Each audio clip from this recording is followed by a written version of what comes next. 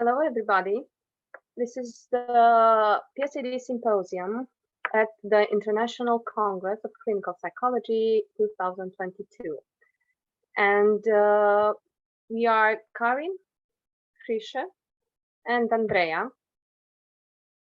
And what we are trying to do today is to have this symposium because we all work in the field of diabetes, and we know that diabetes is a chronic physical illness with an impact on physical, social, and mental well-being. And diabetes self-management is a demanding and complex problem and involves daily self-activities, self-care activities such as blood monitoring, insulin injection, oral medication. And the people with diabetes must have self-efficacy and self-control, very good coping skills, and a high level of empowerment and resilience. What is also important is the psychological support, which nowadays, unfortunately, is under-resourced as money, time, and staff. And the guidelines and research studies that we all have in these days fall short in providing the guidance in how to implement all the findings in the clinical practice. So we all struggle in our clinical practice, both with ourselves, and we try to improve ourselves, and with our patients with diabetes, with whom we all try to support and give our respect. So the PSAD Symposium aim for today is to challenge such problems. And now we can start with our first presentation.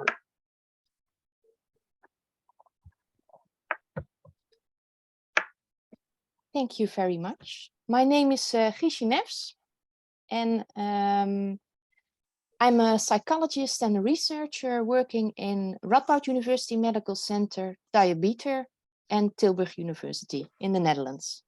And I would like to tell you something about eating problems in people with diabetes. I would like to start very bluntly by saying that, at least from my perspective, I believe that the relation with eating is disturbed for all people with diabetes. You can see it already because the treatment of diabetes has a very strong focus on monitoring food intake. So people who are diagnosed with type 2 diabetes, for example, the first step in their treatment is focused not only on exercising, but also on improving their diets. And you see that if people have to restrain themselves, if they have to change their eating habits, this can also increase the chance of having eating binges after these periods of restraints. And apart from this dieting dilemma, people also have to be mindful of carbohydrates all of the time. They have to count how many carbohydrates they use, have to measure and have to weigh the amounts of their foods. So this means that there's also a very strong focus on body quantification. Also the glucose levels, your weight, it's all about the numbers. And it has a very strong parallel in what we know of developing eating disorders in general. If it's focused on numbers, if it's focused on control, that increases your risk of it becoming dysfunctional. In the next couple of minutes, I would like to present an overview of the clinical challenges related to eating problems in people with diabetes. Because for any psychologist who is working with people with diabetes, this is a must-know. It's also one of the most difficult themes to tackle. I have compiled a very brief overview, a narrative review of some of the literature that is out there among the peer-reviewed papers that are dealing with this topic. And I'm just going to share some highlights with you today. So it's good to mention that there's a distinction between eating disorders, which are classifications of symptoms that have a certain level of disruption of functioning, and that there are disturbed eating behaviors. They don't fall into these criteria for eating disorders, but they can impact on functioning quite extensively. And whether or not people with diabetes have increased prevalence rates of eating problems, that's a controversy. What we do see most strikingly in adolescents, that adolescents with diabetes are at more risk than their peers without diabetes. If you look in the group of people with diabetes, it's difficult to give one specific prevalence because they range quite broadly, depending on how you define an eating problem, how you assess it, and the specific sample that you look into. But we can say that the most common eating problem in people with diabetes are the eating binges, and that counts for both type 1 and type 2 diabetes. Now, the same way as it works for people without diabetes, if you look at what causes an eating problem, there are biological, psychological, and social factors at play. And for people with diabetes, these can both be general and also diabetes specific. But it always means that in the short time, these eating practices can give a certain relief. But on the other side, they have a negative impact on health, and they disrupt daily functioning. There's also a specific an eating problem specific to diabetes, which is called diabulimia. And this entails people intentionally reducing or skipping their insulin, which they need to manage their glucose levels in order to lose weight. And this can come together with eating restrictions or eating binges, which are often followed by feelings of guilt and by insulin emissions. And this is very dangerous in people with diabetes because if they don't get enough insulin, they have an increased risk of ketoacidosis, which is an acute complication of diabetes. And they also have an increased risk of long-term complications and mortality. What we also see is that with all the technological advancements we have in terms of treatment, automated insulin delivery, for example, we also see new eating problems appear in people with diabetes. For example, people who are using automated insulin delivery devices, they tend to over-rely sometimes on their devices picking up on any glucose excursions, and therefore they are more inclined to eat less healthy, thinking, okay, if I take this snack or if I eat a little bit more, then my device is going to correct it anyways. Some people also restrict their carb intake in order to help the device let them achieve glucose levels almost similar to people without diabetes. And this can go, for some people, this can go quite far. And also we see people entering fake carbs into their devices in order to trick the system in doing what they want rather than relying on the automated algorithm. How can you identify eating problems in clinical practice? Well, first there are some questions developed or some questionnaires developed that can help you assess them. And one of the most commonly used in diabetes psychology is the Diabetes Eating Problem Survey. And I've only displayed a couple of items. For example, I feel fat when I take all of my insulin. So these questions, in addition to getting a sense of the severity of symptoms, they are also a great way of having a discussion with a person with diabetes about these topics and about getting a glance of how they think about it. There are also some yellow or red flags for identifying body and weight concerns from clinical practice itself. For example, if people have an high HbA1c for a longer period of time, if they have very strong glucose fluctuations, or if they encounter ketoacidosis, that are times to consider having a discussion about eating problems. Also, when people say they have periods of restricted eating, when they have a reduced engagement with their diabetes care, a reduced quality of life, a reduced confidence in their diabetes management, or if they express a dissatisfaction with their body, these are all flags to have the conversations and take time for that. Now, if you are a psychologist and you're going to treat eating problems in a person who also has diabetes, there are several factors you do need to be mindful of.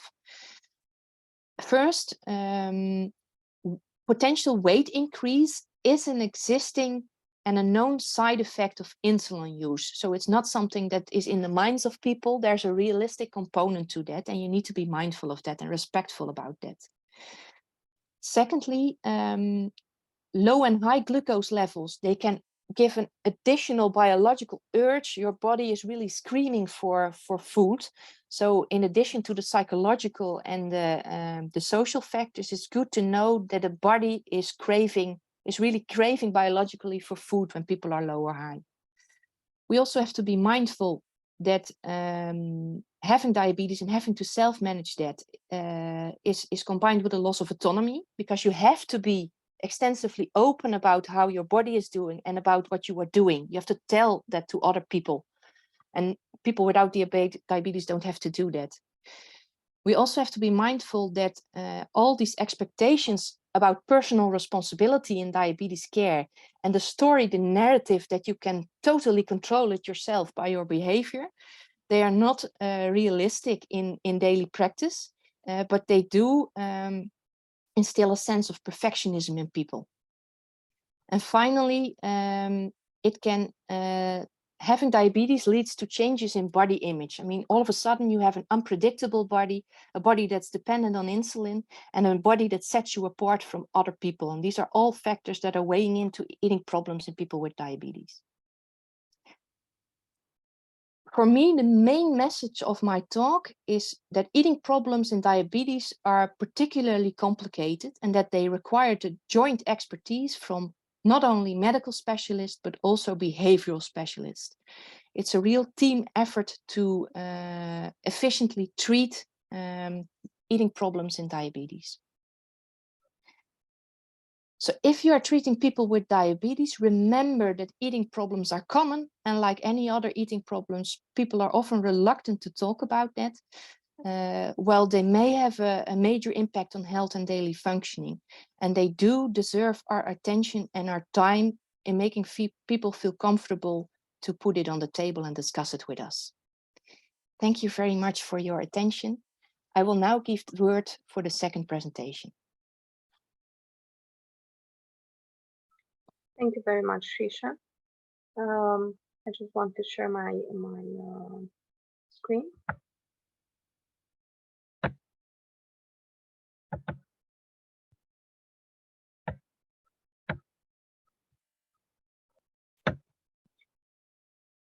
So I am Andreia Mocan, and I am a clinical psychologist at Center for Diabetes, Nutrition and Metabolic Disease in Cluj-Napoca, Romania, and part of the PSAD study group. And as I said, working in diabetes field since 2017, I think, I've seen a lot of people with diabetes struggling with social, medical, and psychological part of diabetes because they have to make different changes in their lifestyle. They have to take treatment, which is oral medication, GLP-1, or insulin injection. Actually, GLP-1 is also an injection. They have to make lifestyle changes to have self-care behavior regarding eating, physical activity, daily self-monitoring, food care, and also it's very important to accept the disease and to adapt to these new changes. And because of that, diabetes has an emotional impact. For example, in Romania, diabetes distress is seen in 46% of people with type 2 diabetes and depression in 12%. And when we think about diabetes, I also think about perception of the illness, stigma, insulin psychological resistance, and many other things that these people can struggle with their daily life. So my case today is going to be of a 47 years old male with type 2 diabetes since 2012. He has diabetes complication as neuropathy and cardiovascular disease, and his last HbA1c, which means is glycemia, the mean of his glycemia for the last 3 months is above the recommended one of 6.5, and it's 9.12. His recommended treatment was to have 4 daily insulin injection, 1 basal insulin and 3 rapid insulin, And he was referred to psychologists by the clinical medical team because they think he was emotional distressed, meaning that he was not communicating well with the team and he was resistant to the medication recommendation, especially insulin. And the aim, when I saw these people with diabetes, was to evaluate his psychopathology and to see if there is one, and his diabetes problem. After the evaluation, to have a psychological intervention to improve the acceptance of the disease, the way he sees the disease, the perception, to try to see how he perceives the treatment and to help him accept the insulin. Also the self-care activity, everything in order to improve his diabetes, his glycemic control and quality of life. So we had 3 sessions, 1 session for psychological evaluation and 2 sessions for intervention. And questionnaire like diabetes distress scale, back depression inventory, and summary of diabetes self-care activity was used. And for the interview, I focused on diabetes specific, like illness acceptance, eating behaviors, locus of controls, and psychological resistance to insulin. And of course, to see if there are any kind of personality disorder and to differentiate depression from diabetes distress. And the results were that he, according to the questionnaire, was with distress, but not with depression. And it was confirmed by the interview. It was very important for me to look at the items from the BDI and see if they are sustained or not by the interview. He had a negative illness perception. He was thinking about his illness as an impossible challenge that he cannot face or manage. Because of that, his acceptance of the disease was poor. He felt self-stigma. He thought of himself as being a weak man because he was doing insulin and because he had to, as Giesje said before, to take care of the meals and of the food. And the locus of control was external, meaning he was relying very much on the medical team and on God. Also, his daily injection, even if he did each day insulin, instead of doing 4 insulin a day, he was doing 2 insulin a day, in the morning and in the evening.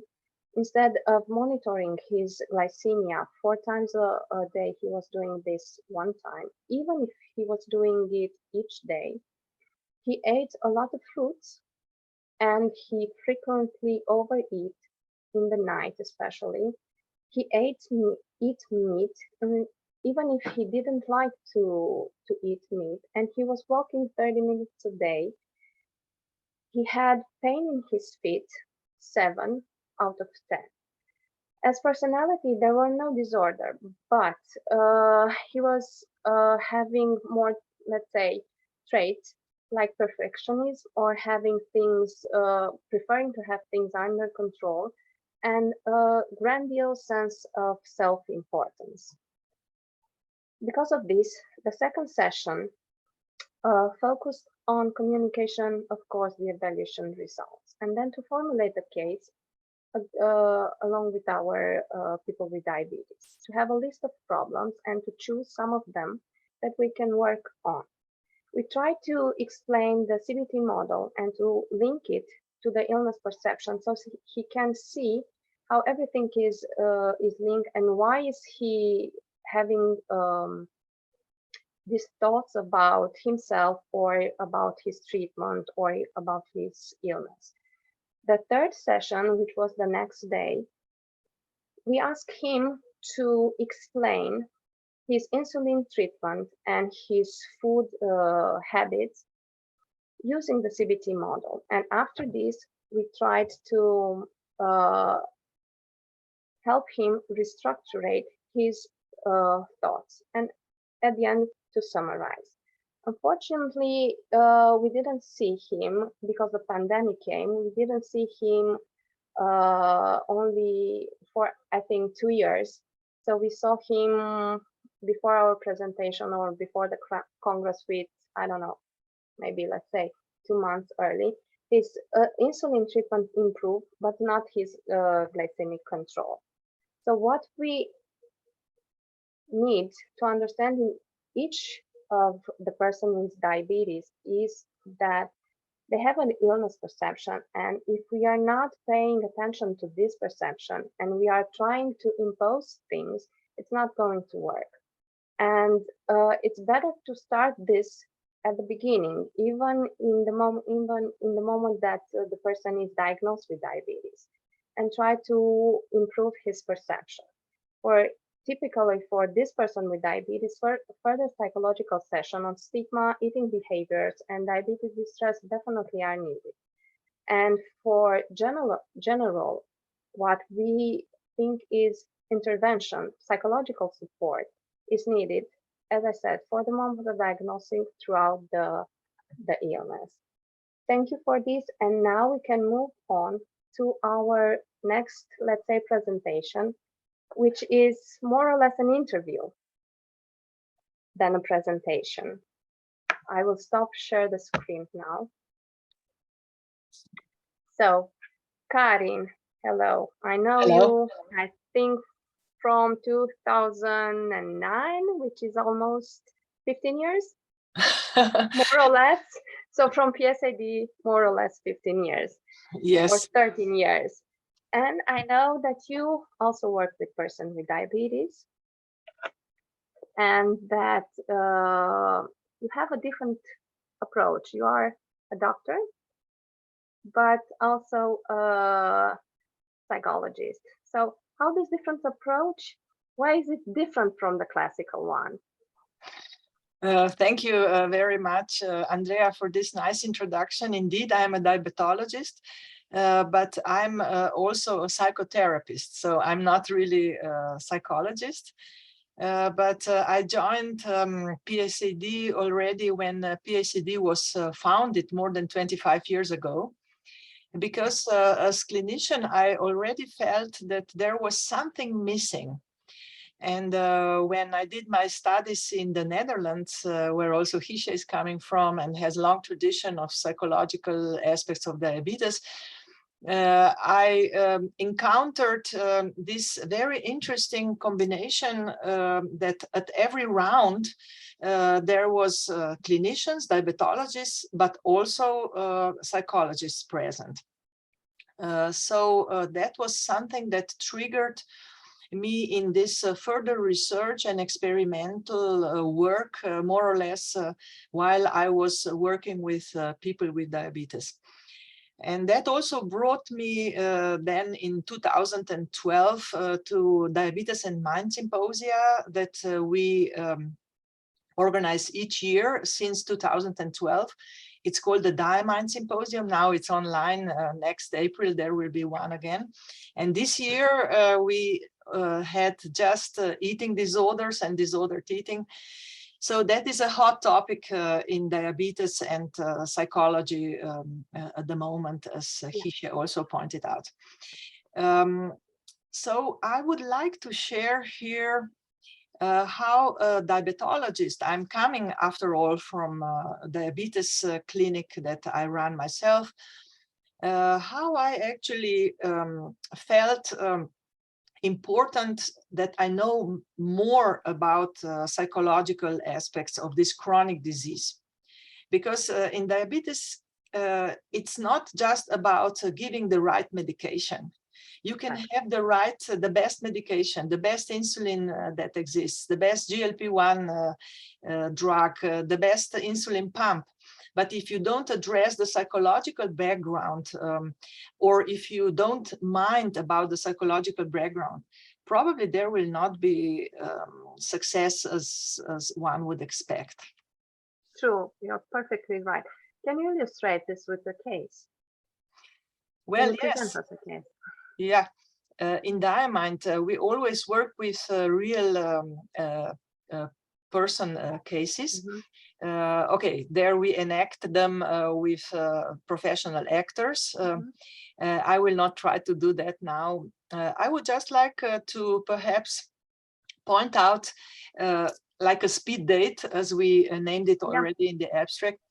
a few clinical cases that struck me as a clinician, and also were a very special challenge. And if I didn't have the background of psychotherapy, probably it would run differently. So I would point out about a woman that I met several times, and she was always, whatever I proposed, she had an answer, and she had a reason why not to do it. Resistance. You know those cases a lot. And I was, from my psychotherapy background, I just felt how angry she was with me, probably. And at a certain moment where I realized there was no way we could come on the same page, so to say, I bluntly addressed it. I said, I can feel how angry you are with me. Am I correct? And at first she said, no, you're not correct. How can I be angry with you? And then she started to cry. I waited, and then she just had her narrative like, yes, I'm so angry, but I know it's unfair that I'm angry with you, but I'm so angry. I have this disease. I wanted to have another child, and my husband says, okay, now as you have diabetes, you will not have another child. This is not a clever way to do it. And many other restrictions she named, and she said, I'm so angry. But then when she was leaving my practice, she seemed much more calm. She even smiled when she left. And I thought probably we are on a good track, because I addressed the elephant in the porcelain shop. Yeah. So in that respect, the next meeting was much more constructive. It was open. It was some rapport was there, and I think I did the right thing to address what I felt. So basically, what you do is to help her vent a little bit and to address everything that she felt towards you and towards her illness in the end. And that cleared the room. Yeah, that cleared the room. That cleared the room between you two. Which was a full house. Yes, I can imagine. Wouldn't be very good to ignore. But in busy clinical practice, I tell you, many times probably one says, okay, she doesn't want to engage next person. So it's like, you know, and many people can be missed in their suffering. Definitely. Can you give me another example? Yeah, let me see. There was another person, a very lean man, that came to see me for the very first time, and he was very frustrated. He said, you know what? I'm using insulin 3 times a day. And my doctor that I used to see before, he just doesn't believe me that I need so much insulin. And then the doctor was very reluctant to write a prescription for so much insulin. Although we always say you need as much insulin as you need. I mean, there is no rule. So we have to look at the dynamic response of the body. So if you need a lot of insulin to have good results, or the other way around. And yeah, but his consumption of insulin was really huge. So in order to know him better, of course, and by experience, I know that in diabetes, you cannot have the imagination how people live. So it's always so good to clarify and confirm. So I said, so how are you taking your insulin? Well, I have 25 units in the morning for breakfast. I set the 25 units. I put the needle on. And then I let all this insulin out to be sure that this insulin needle is okay. with all Oh, the dosage. my head was burning, but I let him speak because it's very bad if you just cut the narrative. Okay, so what do you then do? Okay, then I eat. Then I have my lunch. I repeat the same. Lunch is bigger, so I give 35 units. I set the 35 units. I check the needle. And when I'm sure that the needle is okay, I set the 35 units again and I inject. And so on also for dinner. Everybody who works with people with diabetes knows that you only need 1 or 2 units to check the needle. But obviously this person either didn't understand in the very first place or whatever. This person was really using double insulin as expected. So luckily we cleared that out. And my premise is one has to believe what the person tells you. If you start to doubt, then this relation is broken immediately. So this is where I work from. There are many more examples, perhaps in the discussion I can address that. And this is what we try to hands-on teach participants on DiaMind meetings, that we work from one case to the other and see how you can address a case in a different way. I don't say that my way is the best, but at least that you think about alternative ways how to address and not think about your own ego, because in therapy, ego has to be very low. True. And you, in this case, you prefer, as I see, to have a good relationship with this person than to show him he was wrong.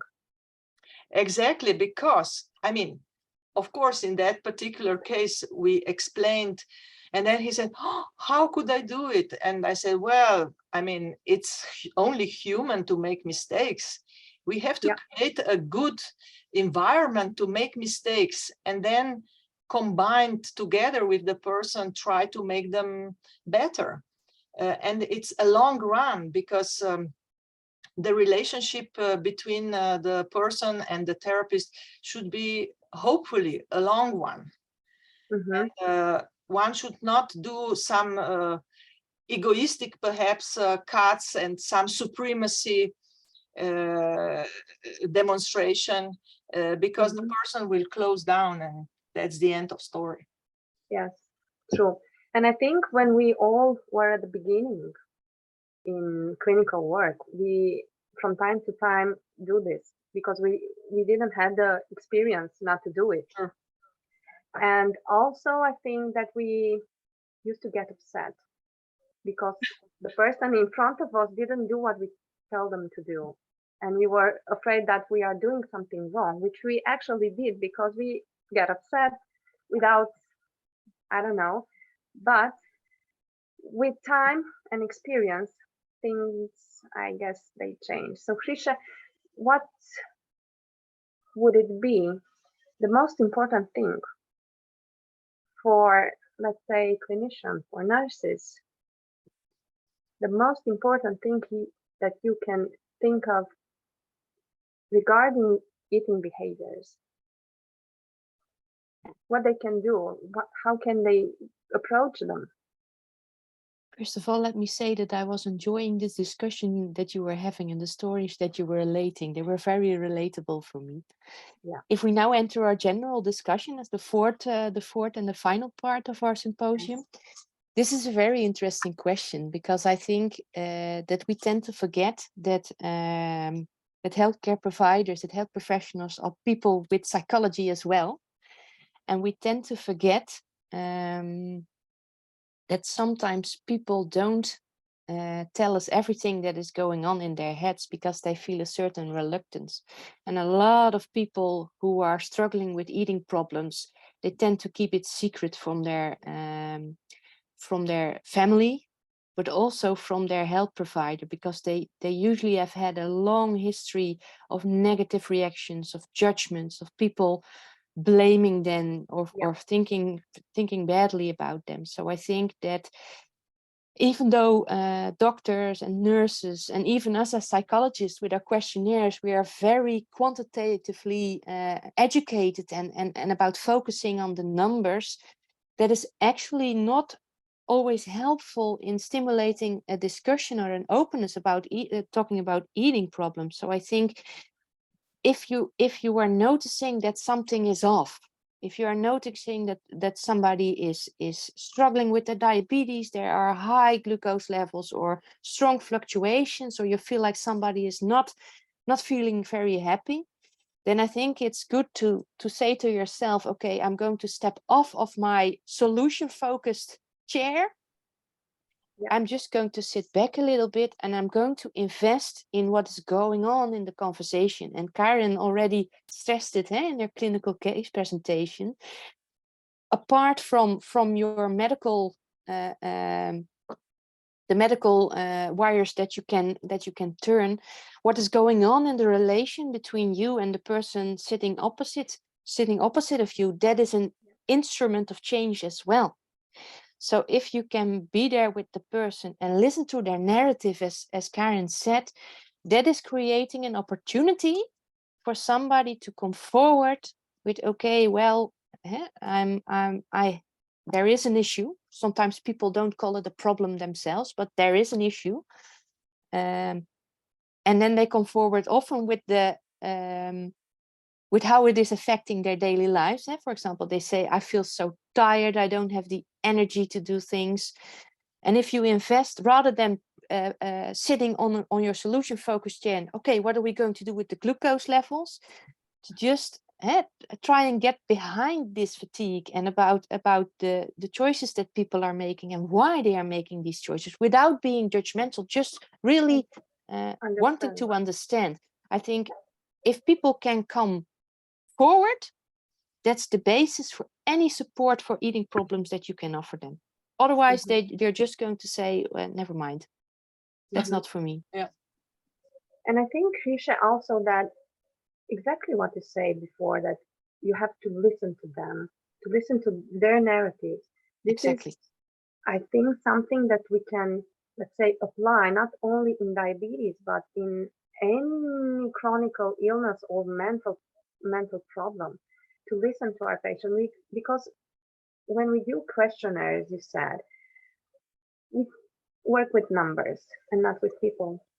So that's why I always say that it's very important to talk to them. You do the questionnaire, you do the screening and everything, but then just talk to them and listen and try to understand. Because the moment you try to understand, as Karin said, you make a relationship. And that, I think, is the most important thing. Not giving solution, but having support. Somebody is there for you. And I think this is something they can rely on in the end.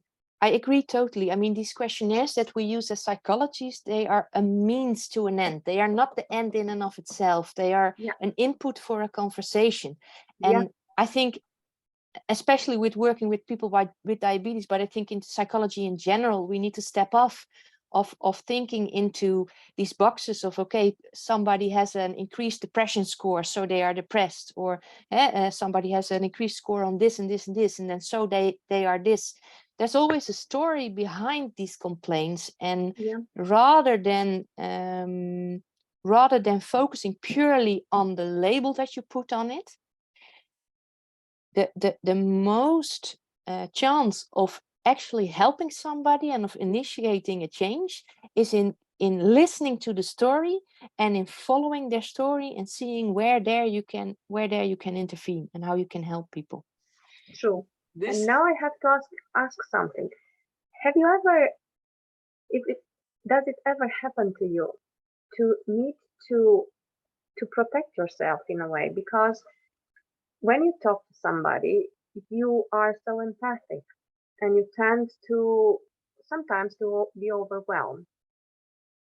Do you have, I don't know, let's not say tricks and tips, but has it ever happened to you? I know, Karin, I see your smile. I know what I was going to say was when you addressed this, I had to think about a conversation I had with Karen years ago. Mhm. And it's also about being mindful of yourself as a clinician. And you can be a human being. I mean, you are a human being, and you can be a human being in the therapy room as well. And if something happens and if something affects you, I have learned that it's much easier for myself. And it also gives a lot of recognition to the person with diabetes. If I put it out on the table, if I go to this almost meta level and say, wow, I have to put it to a stop for a moment, because this is really getting to me. Yeah. Exactly, and to address it openly. But as you said, also taking care of ourselves, because we are in a caring mode, more or less, by choosing this job that we do, which is more a vocation than a job, I would say. And it's very often that we can burn out simply because if we want to help all the time. And I sometimes, when I talk to my peers, very rarely there is an intervention that we have, but if we do, I ask them, now I will put it bluntly, do you go to toilet whenever you feel that you have to go to toilet? And I tell you, 90% of women tells no. No. Because the person that is there with me has a priority. But I would say, no, you should do it, because otherwise you are nervous. You put yourself into a second row, so to say. You didn't take care of yourself, and it will probably not run well. It's a very simple tool to perhaps regain that you also are important, and that your well-being only helps the person that you are working with. In a sense, it at least to me, I felt like a hypocrite, that I was talking to people about taking care of themselves and putting themselves first and being mild to themselves, because people with diabetes have a very strong self-criticism. True. And I was thinking, I feel like a hypocrite that I'm talking to people about being more mild to themselves, whereas I am being a slave driver to myself. Yeah. And I've experienced that if you you can do that with emotion, you can do that with humor, but people will understand and they will value you all the more for it. Yeah. Sure. And I was thinking, because we had COVID pandemic lately, we try to help people to adapt, because it was something new, a new challenge for them. They still have the diabetes, the management and everything, but this is a new challenge for them. And I think that this was also a challenge for us. So we both, in the same room, we both struggled with the same challenge. And we had to adapt as well, not only the person in front of me. So I think lately it was, let's say, more difficult for us as well, not only for the other side of the table. So what you said, that we need a little bit of time for us in order for us to give support to the others. It's very important. It's like I am the wall of the house, and if the wall of the house fails, then the whole house fails. So it's extremely important for the walls to stay tall. To give the structure. Yes, to give the structure. And I mean, these remote meetings that we had with our persons with diabetes, that also had some very positive effects, because I could see the person and the person could see me without the mask. And I have a lot of very old persons that I work with, and I had this wonderful opportunity that the generations started to work together. It's like the grandson prepared the Zoom for the grandmother, and I could see her, and they made the connection. So it's not only bad things. And now as they are back, we are again in masks. Okay, we meet in person, but in Slovenia, we are still working with masks on, which is a huge challenge for people who cannot hear, and they cannot read my lips, and I cannot see their expression. True, that's true. Yeah. So I don't think we have more time, but this was a extremely and wonderful event, both for us three and for the PSAD and for our audience. And I hope we can do this again, meet again, and participate again through wonderful conferences. Thank you all. Thank you. And see you hopefully next time. Good luck, and let's have a combination of the two expertise. Hopefully, okay, in my case, it's more or less in one person, but I also try to work with my medical colleagues to try to get interested in it, because life becomes easier and it's more fulfilling. Don't you think so, Giesje? I agree. I fully agree. Thank you. Thank you. Thank you, everybody. Goodbye. Bye. Bye. Bye.